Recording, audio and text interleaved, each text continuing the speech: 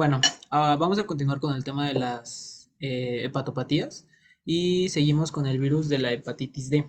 También se conoce como virus delta y este va a depender del ciclo de vida del virus de la hepatitis B.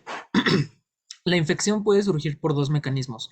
El primero es una coinfección con el virus de la hepatitis B junto con el virus de la hepatitis D, en donde primero se va a establecer el virus de la hepatitis B para proporcionar el antígeno HBs y con este propio antígeno se van a poder producir los viriones completos del virus de la hepatitis D.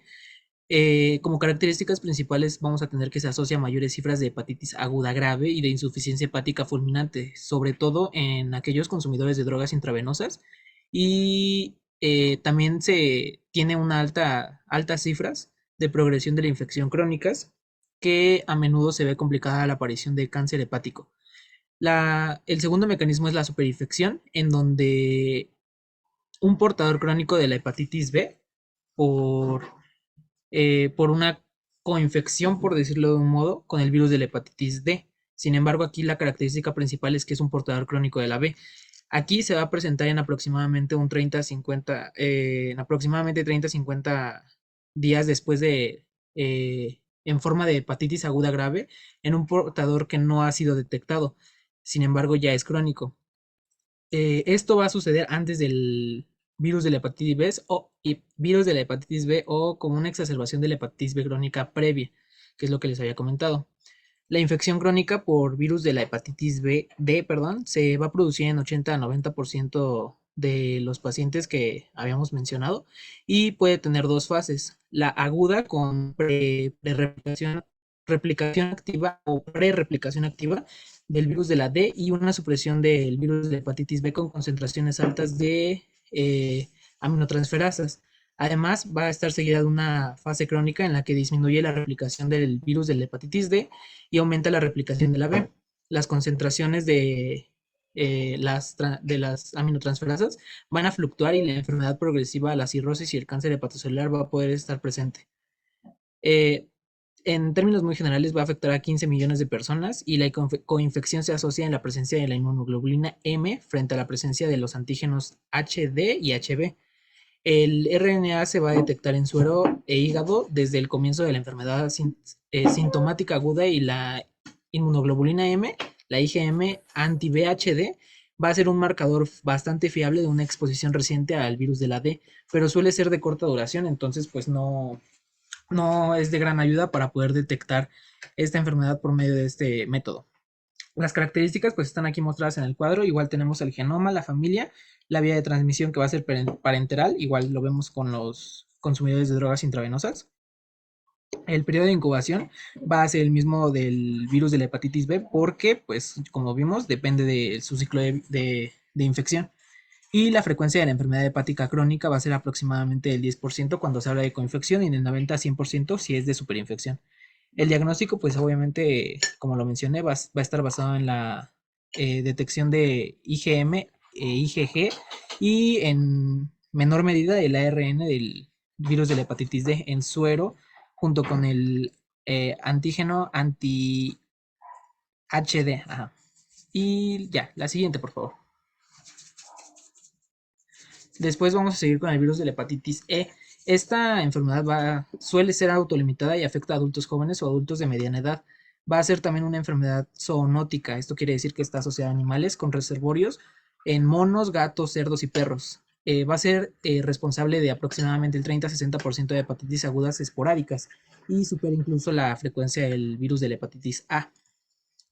Va a tener una gran mortalidad en mujeres embarazadas, representando aproximadamente el 20% y no se va a asociar a ninguna complicación de cronicidad. Se va a eliminar el virus durante la enfermedad aguda y se van a elevar las aminotransferasas, la IgM anti-BHE y en aproximadamente 2 a 4 semanas la enfermedad queda resuelta. Las características, pues igual, lo principal va a ser la vía de transmisión que va a ser fecal oral, el periodo de incubación va a ser de 4 a 5 semanas y la frecuencia de la enfermedad hepática crónica solo en huéspedes que estén inmunocomprometidos. El diagnóstico pues ya va a ser a partir de la IgM y la IgG en suero.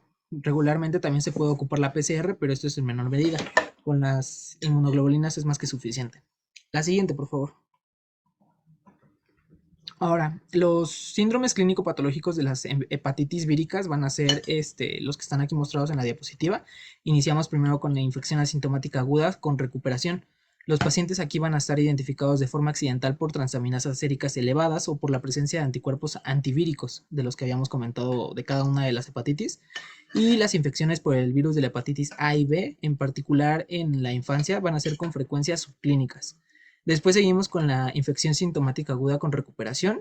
Cualquiera que sea el virus que va a estar implicado en la hepatitis, la enfermedad aguda sigue siendo sí, va a seguir teniendo un curso similar que consiste en un periodo de incubación de duración variable, una fase preictérica sintomática, una fase ictérica sintomática y por último la convalecencia. La infectividad máxima va a tener lugar durante los últimos días asintomáticos del periodo de incubación y los primeros días van a ser los síntomas agudos. Después encontramos también la insuficiencia hepática fulminante, en donde la hepatitis vírica es el responsable de en torno a aproximadamente el 12% de los casos de insuficiencia. De ellos, 2/3 o 2/3 se deben a la infección por hepatitis B y el resto por la hepatitis A. La insuficiencia fulminante que sigue a una hepatitis vírica aguda se va a tratar con medidas de apoyo y el trasplante es la única opción para los que no se resuelve la enfermedad con lo primero. Después vamos a encontrar la hepatitis crónica, que se va a definir como una enfermedad hepática persistente o recidivante. Esto quiere decir que vuelve a aparecer durante un periodo de más de 6 meses. Las características clínicas van a ser variables y no van a predecir los resultados. En personas o pacientes sintomáticos, el hallazgo más frecuente va a ser la astenia y pérdida de apetito, además de pues, los característicos brotes de ictericia leve. Y en una fase presirrótica, los hallazgos físicos que se van a encontrar van a ser más escasos y lo más frecuente van a ser los angiomas en araña, el eritema palmar, hepatomegalia leve y el dolor a la palpación hepática. También puede estar aún no acompañado de una esplenomegalia leve. La siguiente, por favor. Algunos cambios histológicos que vamos a poder observar en una biopsia que es exigida en pacientes con hepatitis crónica puede sugerir un virus específico.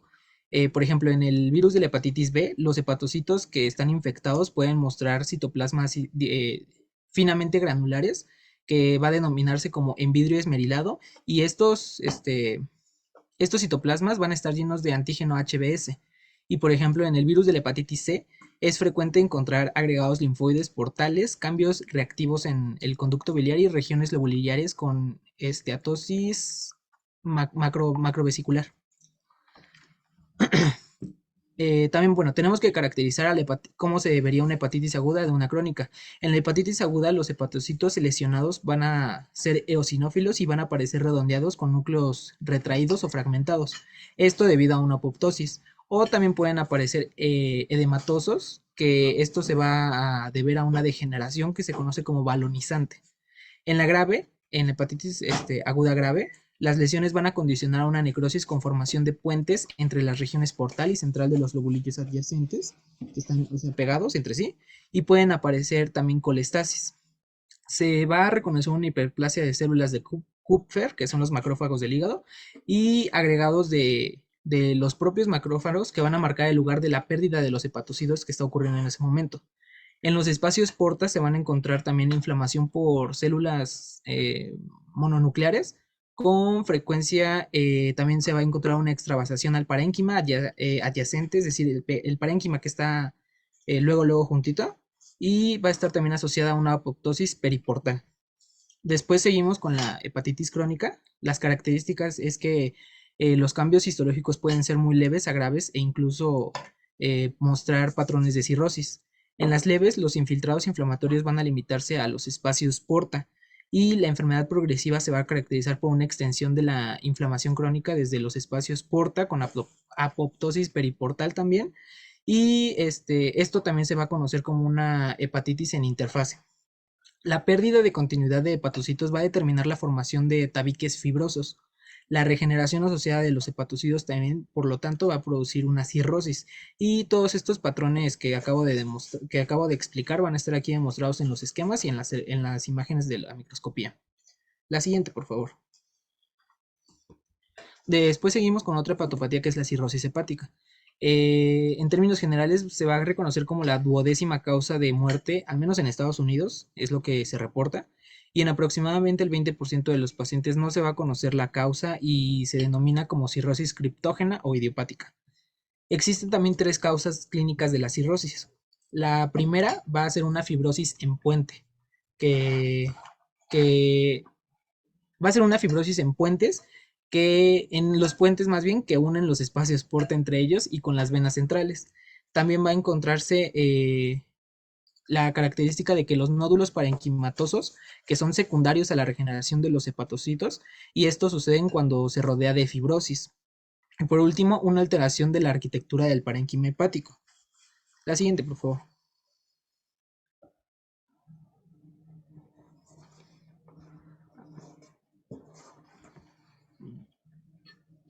Ah, eh, Después continuamos con la patogenia, en la cual las características fundamentales de la cirrosis va a ser la muerte de los hepatocitos y el depósito de matriz extracelular y la reorganización vascular.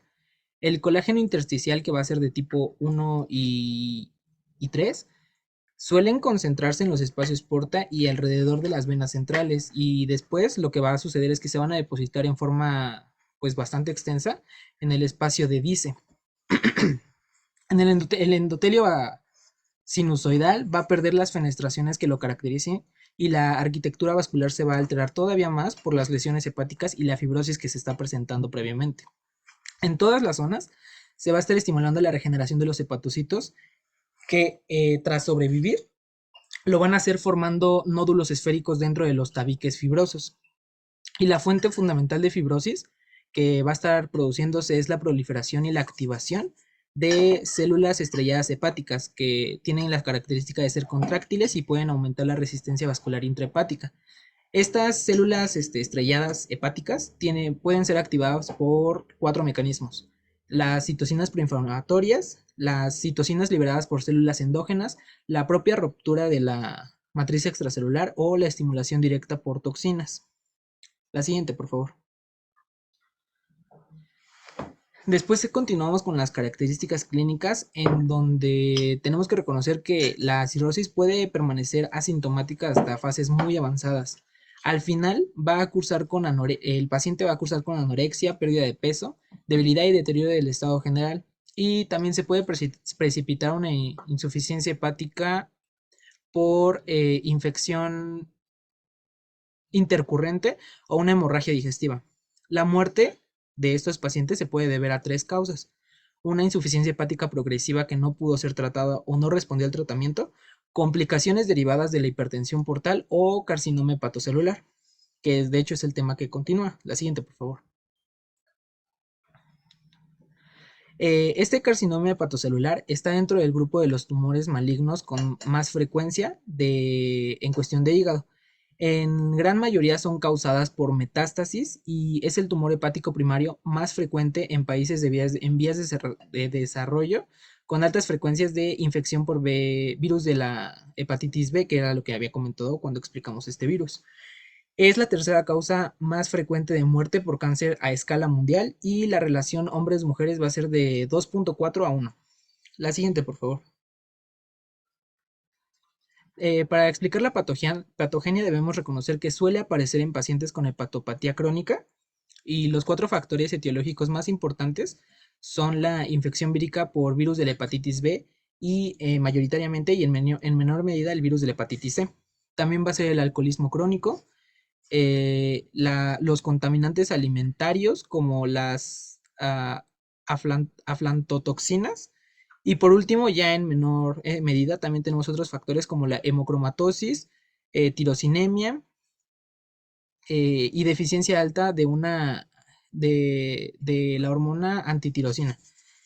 La inflamación crónica aquí se va a asociar a productos genotóxicos y también a la producción de citocinas y regeneración de los hepatocitos, que va a estar produciendo estas características lesiones fibróticas.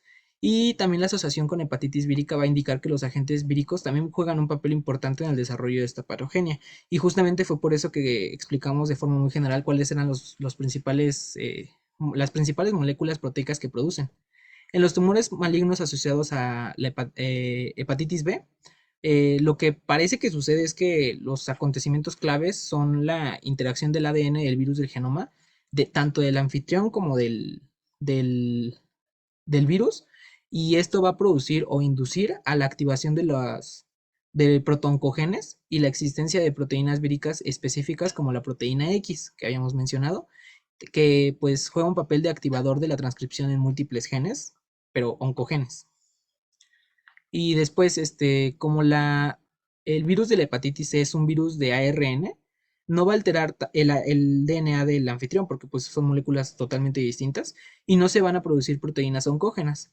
Pero a pesar de todo esto, las proteínas del núcleo que habíamos comentado que produce, que es la NS5A de la hepatitis B, pueden estar implicadas en la aparición del carcinoma hepatocelular, solamente que los mecanismos todavía no están bien conocidos. Y también debemos destacar que en las regiones de prevalencia alta de este cáncer, en donde la transmisión del virus de hepatitis B suele ser vertical, esto quiere decir de madre a hijo, no se va a encontrar cirrosis hasta en la mitad de los casos y el carcinoma va a debutar típicamente entre los 20 y los 40 años de edad. La siguiente. Para poder explicar la morfología, debemos empezar con que se puede presentar como una masa solitaria, como nódulos multifocales o como un tumor maligno infiltrativo difuso, así es como se describe, que también puede estar acompañado de hepatomegalia masiva. Frecuentemente esto sí está asociado a cirrosis y podemos observar estas características en la primera imagen del fondo negro. Y bueno, también es frecuente encontrar invasiones vasculares y diseminación intrahepática, porque como vimos, la mayoría de casos se debe a una metástasis. Histológicamente lo que vamos a poder encontrar son que las lesiones van a estar desde tumores bien diferenciados a otros anaplásicos indiferenciados. Y una variante característica del carcinoma hepatocelular es el carcinoma fibrolamelar. Ajá, fibrolamelar. Y representan aproximadamente el 5% de los casos del carcinoma hepatocelular. Suele aparecer como un tumor solitario, duro y escirro, es como se describe, que va a afectar a pacientes entre 20 y 40 años sin que esté asociado a hepatopatía crónica. Esta sí es la gran característica. Las células van a estar bien diferenciadas y además se van a disponer en cordones o nidos que van a estar separados por haces de colágeno laminado denso. Y la siguiente, por favor. Después continuamos con las características clínicas, que hay 4 principales. La primera es que existe una hepatomegalia franca en la gran mayoría de los casos, el dolor en el cuadrante superior derecho, pérdida de peso y aumento de la alfa-fetoproteína sérica. Aquí, para hablar también del pronóstico, es importante saber que depende de la capacidad de extirpar del tumor, tanto de la invasividad que tenga como de las habilidades quirúrgicas. Y la mortalidad aquí va a ser secundaria a caquexia, hemorragia digestiva o también por varices esofágicas. La insuficiencia hepática también va a jugar un papel importante y la insuficiencia hepática suele estar asociada a un coma hepático o incluso también a una rotura de tumor con eh, por, hemorragia portal, que pues esto es lo que produce que sea mortal. Y la siguiente.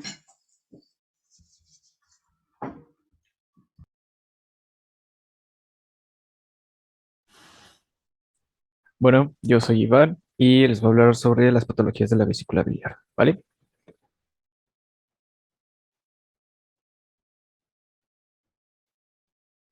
Bueno, pues vamos a ver tres patologías en esta ocasión, la cual pues vamos a empezar primero con la colelitiasis, la cual pues vamos a ver que se define como la presencia de litos en la vesícula.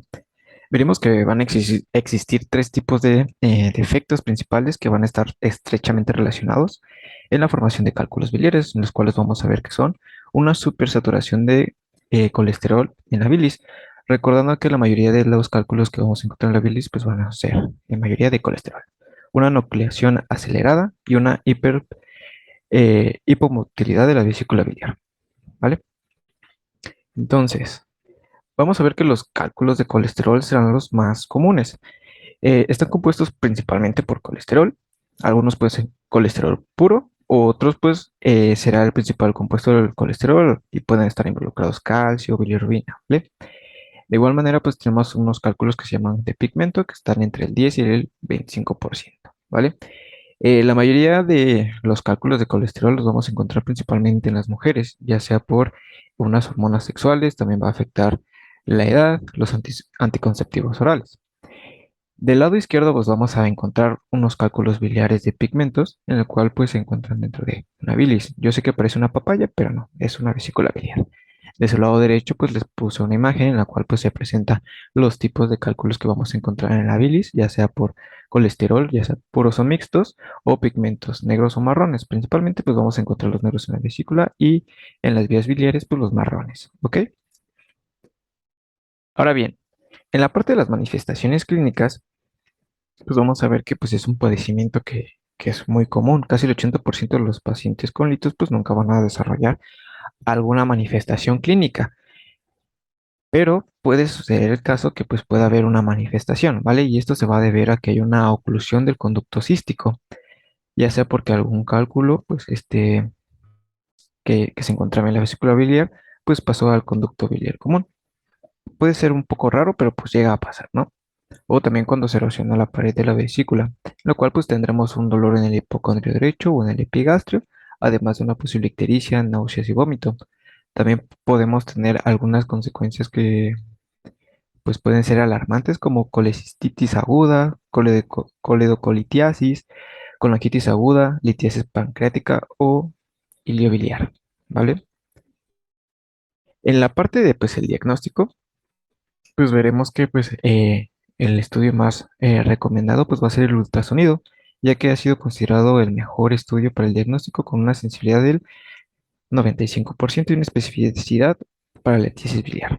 En la parte de pues el tratamiento, pues vamos a ver que el tratamiento de elección es la colilectomía, colicistectomía laparoscópica, una disculpa. Y ustedes dirán, ¿y por qué no una abierta? Bueno, pues vamos a ver que la paroscópica tiene una ventaja de que pues, va a tener una estancia hospitalaria más corta y una rápida convalecencia a comparación de la abierta, en cual esto pues, puede favorecer a nuestro paciente y pues le podemos evitar pues más penas, ¿no? En la parte pues derecha pues vamos a ver una figura uno que es una vesícula biliar normal y en la figura 2 un cálculo biliar, ¿vale? Ahora bien, vamos a la siguiente patología, en la cual pues vamos a ver que es una coledocolitiasis, ¿vale? ¿Y qué es una coledocolitiasis? Pues vamos a ver que se define como una aparición de cálculos en el colédoco, ya sea porque los cálculos pasan de la vesícula biliar al conducto biliar común o se forman de nuevo en el conducto biliar, ¿vale? La parte de las manifestaciones clínicas puede transcurrir asintomáticamente durante años, ¿vale? Y clínicamente puede manifestarse de una manera silenciosa. La mayoría de los cálculos pues se pueden mover hacia el duodeno y así pues no evita ninguna manifestación. Ya sé que cuando causan síntomas ya pueden presentar algún tipo de ictericia, dolor y en ocasiones prurito, además de manifestaciones que pueden tener complicaciones potencialmente mortales como la colangitis o la pancreatitis, ¿vale? Que pues tiene que ser algo muy importante.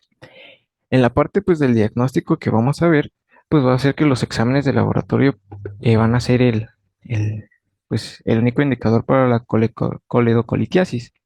Alteraciones más comunes que podemos encontrar son la elevación de las transaminasas, la fosfatasa alcalina, bilirrubinas, y si se llega a complicar con una pancreatitis, pues vamos a tener una elevación de la melasa y la lipasa, ¿vale?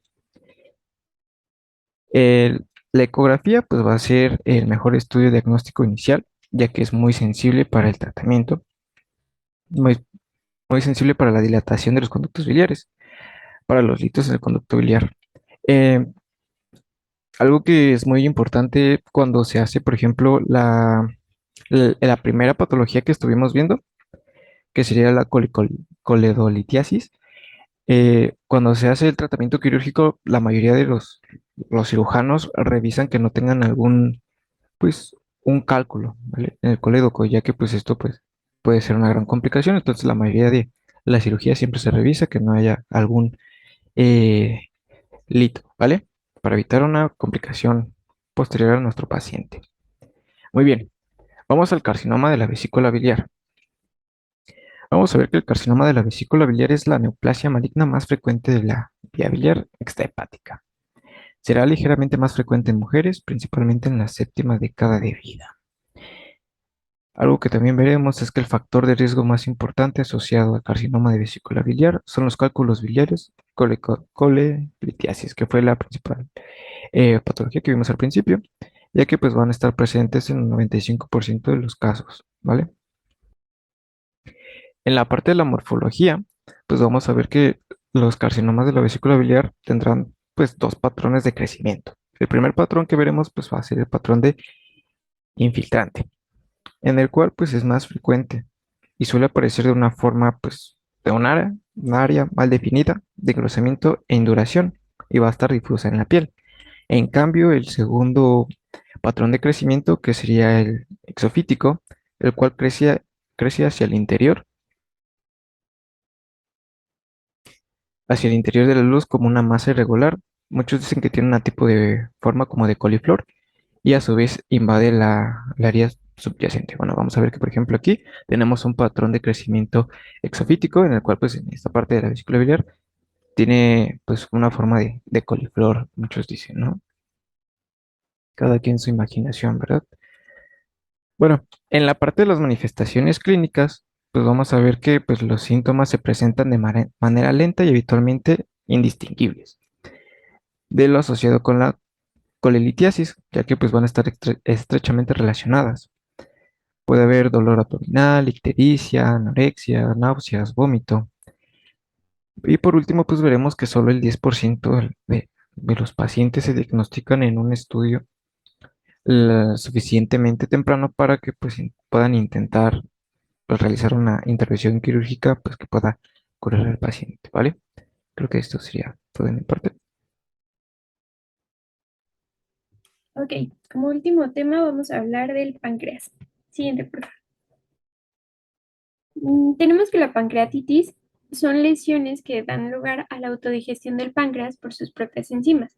El páncreas cuenta con mecanismos protectores y son los siguientes. La mayor parte de las enzimas digestivas van a ser sintetizadas como proenzimas inactivas o simógenos.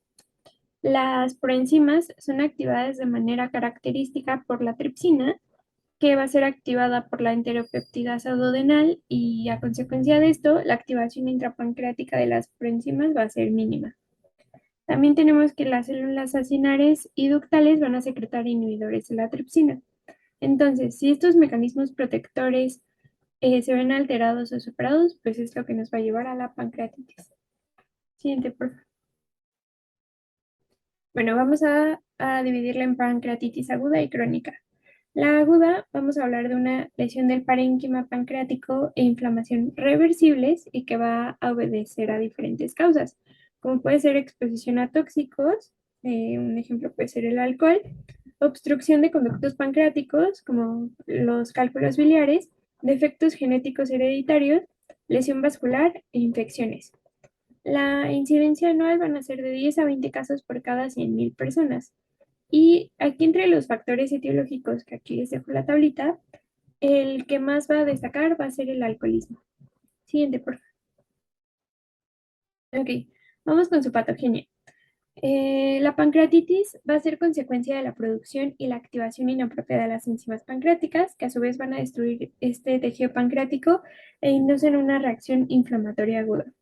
Entonces, se establecieron como tres hipótesis que nos van a llevar a la pancreatitis y la primera es por una obstrucción de conductos. Va a ser pues causada por los cálculos biliares y por barro biliar en su mayoría. Lo que va a hacer es que la obstrucción va a incrementar la presión ductal intrapancreática y produce acumulación de líquido rico en enzimas en el intersticio. La lipasa va a ser secretada en forma activa y puede provocar necrosis grasa local.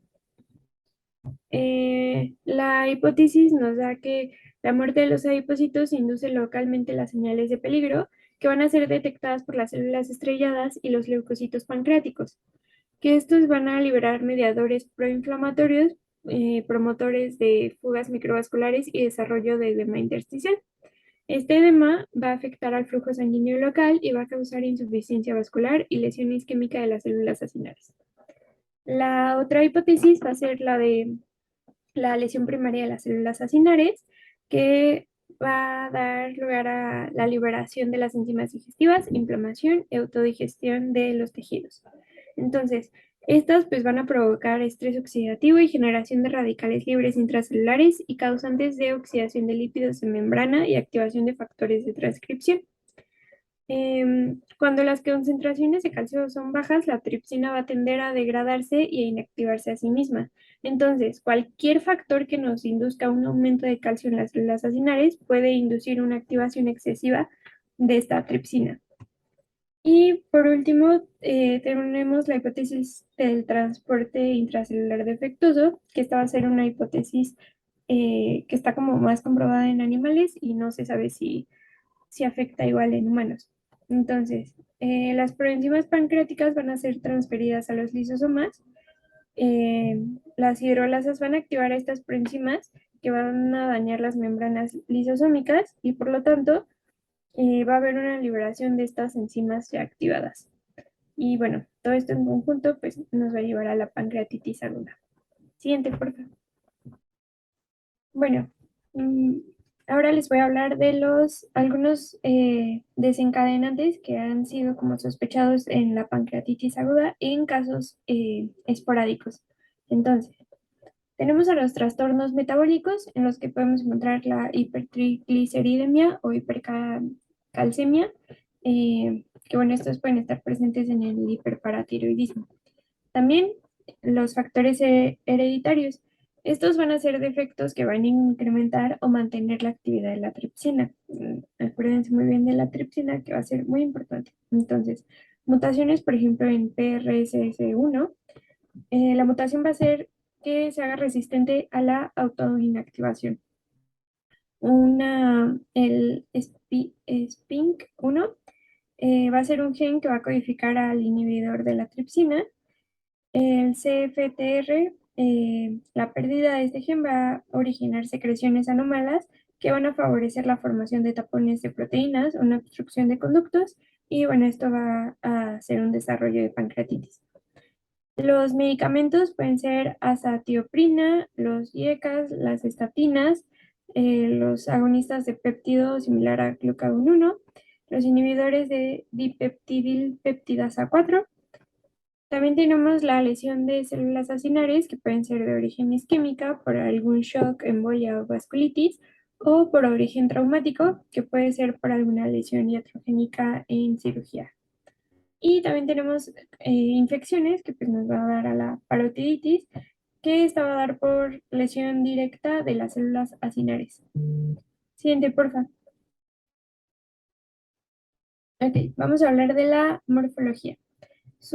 Va a tener 4 características muy importantes, que va a ser la fuga microvascular y de edema, la afectación del parénquima pancreático y la autodigestión, la destrucción de vasos sanguíneos con hemorragia intersticial y la necrosis grasa. La pancreatitis intersticial aguda va a ser caracterizada por una inflamación leve, un edema intersticial, necrosis grasa focal en páncreas y grasa peripancreática. Lo podemos ver en la primera imagen, en la que vemos una región de necrosis grasa del lado derecho y una necrosis parenquimatosa pancreática focal en la parte central. También podemos tener una pancreatitis necrosante aguda, en la que los acinos, los conductos y los islotes van a sufrir necrosis. Y también una pancreatitis hemorrágica. En esta se va a ver una colorización rojizo-negra, focos entremezclados de necrosis grasa, blanquecino amarillento, y esta la podemos observar en la imagen de abajo, en la que la imagen nos describe como áreas oscuras de hemorragia en la cabeza del páncreas y va a haber una zona focal de necrosis grasa pálida en la grasa peripancreática. Siguiente, porfa. Ok, vamos al cuadro clínico. Aquí va a ser muy importante y significativo el dolor abdominal, que va a ser constante e intenso, pero es muy importante porque se va a irradiar a la espalda superior o media y con frecuencia al hombro izquierdo. También va a presentar anorexia, náuseas, vómito y elevación de la amilasa y lipasa. El tratamiento va a ser lo que se le llama reposo del páncreas, donde vamos a eliminar la total ingesta oral y vamos a tener un soporte con líquidos intravenosos y analgesia. Las secuelas que nos puede ocasionar van a ser abscesos pancreáticos estériles o pseudoquistes pancreáticos. Siguiente, por favor.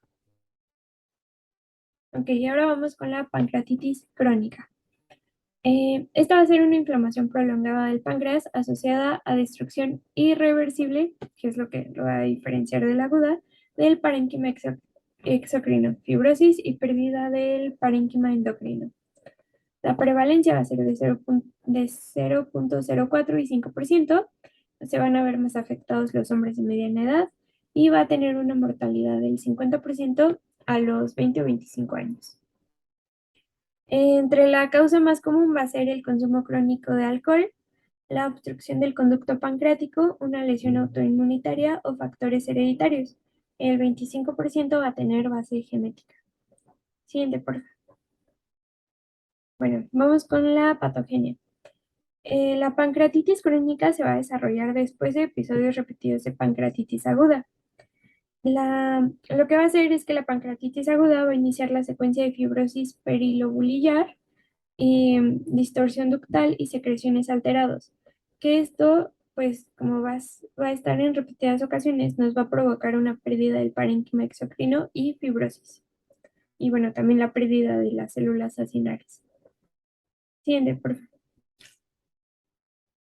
Ok, aquí la morfología, sus datos más característicos van a ser una fibrosis parenquimatosa, la pérdida del tejido acinar y una dilatación ductal variable. Aquí el epitelio ductal puede ser atrófico, hiperplásico o metaplásico escamoso. En el cuadro clínico vamos a encontrar un dolor abdominal de leve a intenso en múltiples episodios y con irradiación a espalda. También va a haber insuficiencia pancreática y diabetes mellitus por la destrucción del páncreas exocrino y endocrino. Si existe la obstrucción por cálculos biliares, pues se va a manifestar con ictericia o fosfatasa alcalina sérica elevada. También los estudios de imagen que nos pueden ayudar puede ser una tomografía y una ecografía en donde vamos a poder ver calcificaciones en el páncreas. La pérdida de peso también la podemos observar por una insuficiencia pancreática exocrina y por la mala absorción. Y el edema va a estar dado secundario a la hipoalbuminemia. Siguiente, por favor. Bueno, como último subtema vamos a tener al adenocarcinoma ductal infiltrante, mejor conocido como carcinoma pancreático. Va a ser la tercera causa de muerte por cáncer en Estados Unidos y va a tener una supervivencia a los 5 años del 10%. El 80% va a aparecer después de los 60 años. Entre sus causas más importantes va a ser el consumo de tabaco, la pancreatitis, la obesidad visceral, diabetes mellitus y mutaciones en la línea germinal. Siguiente, por favor. Ok, vamos a su patogenia. Se va a desarrollar a partir de lesiones precursoras no infiltrantes. A estas se les denomina como neoplasia intraepitelial pancreática y se abrevia como PANIN. Y bueno, estas lesiones se van a formar en conductos pequeños y van a ser microscópicas. Se dice que el 90% del cáncer pancreático se va a desarrollar a partir del PANIN y las demás lesiones van a ser quísticas. El cáncer pancreático va a ser el producto de mutaciones y alteraciones epigenéticas y complementarias. Esta imagen es un modelo que va a ser de progresión de los conductos normales a una neoplasia intraepitelial pancreática de bajo y alto grado y hasta un carcinoma infiltrante. Lo que va a participar van a ser estas alteraciones moleculares más comunes. Entonces tenemos a CRAS, que va a ser que tenga más mutaciones en un 90%, y este es una enzima de unión al GTP y un transductor de señal del factor de crecimiento. Luego sigue la CDKN2A, que bueno, va a estar inactivado en un 30%, y este es un regulador negativo del ciclo celular. El SMAD4 igual va a estar inactivo en un 55%, y este se encarga de la vía del TGF beta. También tenemos al TP53, que va a estar inactivado en un 70 o un 75%, y bueno, este se encarga de la respuesta al daño del ADN. Siguiente, por favor. Ok. Entonces, del carcinoma pancreático, el 60% se va a originar en la cabeza del páncreas, el 15% en el cuerpo y el 5% en la cola. Solo el 20% va a afectar a todo el páncreas. Eh, la gran mayoría de las neoplasias pancreáticas van a ser adenocarcinomas, y bueno, va a ser este epitelio ductal normal porque van a formar glándulas y secretan mucina. Y en el cuadro clínico podemos ver que va a ser silente hasta que haya una obstrucción o invasión de las estructuras adyacentes. Va a haber dolor, se puede presentar ictericia si hay afectación en la cabeza del páncreas. También va a haber pérdida de peso, anorexia, debilidad y malestar, y estos van a ser signos de enfermedad avanzada. Se dice que más del 80% van a ser irresecables al momento del diagnóstico. Por ello, no se recomienda la detección selectiva en la población general porque hay mucha probabilidad de falsos positivos. Y lo que se recomienda es la detección selectiva para las personas con mutaciones deletéreas en la línea germinal. Siguiente, por favor. Ok. Por último, vamos a ver la morfología. Van a ser altamente invasivos, por lo que se pueden extender a los tejidos peripancreáticos. Y también van a inducir una respuesta desmoplásica que va a producir depósito de colágeno denso. Esto nos va a llevar a que las lesiones sean masas duras, estrelladas de tono gris blanquecino, y van a ser poco definidas. Si el carcinoma es de la cabeza, pues va a obstruir el conducto colédoco distal y va a provocar dilatación del árbol biliar, y esto lo va a presentar el 50% de los pacientes. Otros datos histológicos es que el carcinoma de cabeza, cuerpo y cola van a ser indiferenciables. Entonces, aquí podemos encontrar estructuras tubulares abortivas, agregados celulares con patrón de crecimiento agresivo, eh, van a ser profundamente infiltrantes, y las glándulas malignas van a estar poco definidas, van a estar revestidas por células epiteliales pleomorfas de cúbicas a cilíndricas. Y en la imagen B, la de abajo, podemos ver glándulas poco definidas, compuestas de células epiteliales malignas dispersas en un estroma densamente fibrótico, y también se pueden reconocer células inflamatorias. Siguiente, por favor. Bueno, eso sería todo por nuestra presentación. Muchas gracias.